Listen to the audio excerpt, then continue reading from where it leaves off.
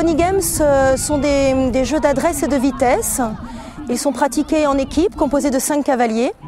Les enfants donc jouent le jeu en question et le 5e cavalier qui aura fini en premier, qui aura passé la ligne d'arrivée, donc fait gagner son équipe. Toutes les tranches d'âge peuvent participer, de la catégorie poussin pour les moins de 10 ans à la catégorie adulte, donc là où il y en a laquelle il n'y a pas d'âge maximum, sachant que dans chacune des catégories, il y a différents niveaux d'épreuves possibles, donc ça laisse aussi la possibilité à tous les niveaux de participer.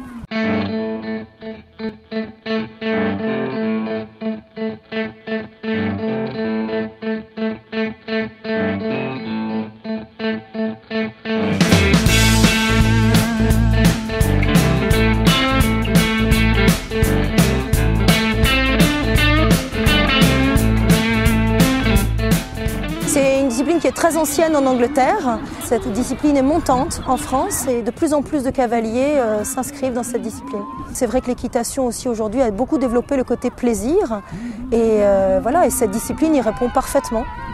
Il s'appelle Flip Titi, abeille. Il va vite, il comprend tout ce qu'on lui dit et puis c'est mon poney préféré quoi. Et qu'est-ce que tu aimes dans les Pony Games toi?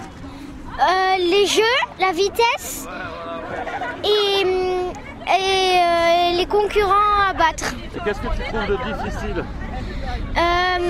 Les jeux où il faut aller le moins doucement parce que Titi il va vite et j'arrive pas à trop l'arrêter. J'aime bien toutes sortes de jeux.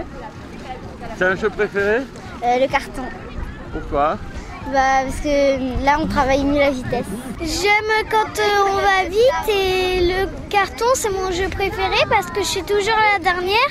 Je pars toujours à droite et après au dernier carton je pars à gauche, je le prends, je le pose dans le sol et après je reviens à fond la casse. Là avant j'avais des poneys qui n'avançaient pas super, qui faisaient plein de fautes, puis maintenant j'ai abeille.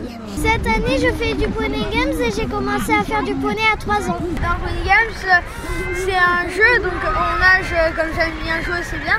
Et puis il y a des sensations fortes quand on remonte au galop, tout ça, donc c'est bien je trouve. Il faut faire plusieurs choses à la fois, par exemple on doit freiner son poney, accélérer et prendre une balle en même temps, c'est plus dur. On a plus de notions de vitesse, d'équilibre aussi. Dans les tournants, donc c'est plus facile d'appréhender après les autres disciplines. Moi, je conseille de commencer petit et de se donner le temps d'évoluer. Donc, pas d'objectif sportif très sérieux au départ, mais juste le plaisir de jouer, d'apprendre à se repérer dans l'espace, à maîtriser son corps. Et surtout, ce que ça apporte, c'est que le cavalier oublie ses peurs. On oublie qu'on a peur de galoper, on oublie qu'on a peur de tomber, on joue. Et on oublie tout. Peine ajustée, mais pas trop tourner à la fenêtre. Hein. Dans le demi-tour là-bas, garde les jambes. Attrape! J'apprendrai rien si je dis qu'un enfant apprend mieux s'il joue. Donc sans que l'enfant se rende compte, il réalise des progrès en s'amusant. Il répond à des objectifs techniques que se fixent les enseignants. Le côté ludique prend le dessus sur la technique.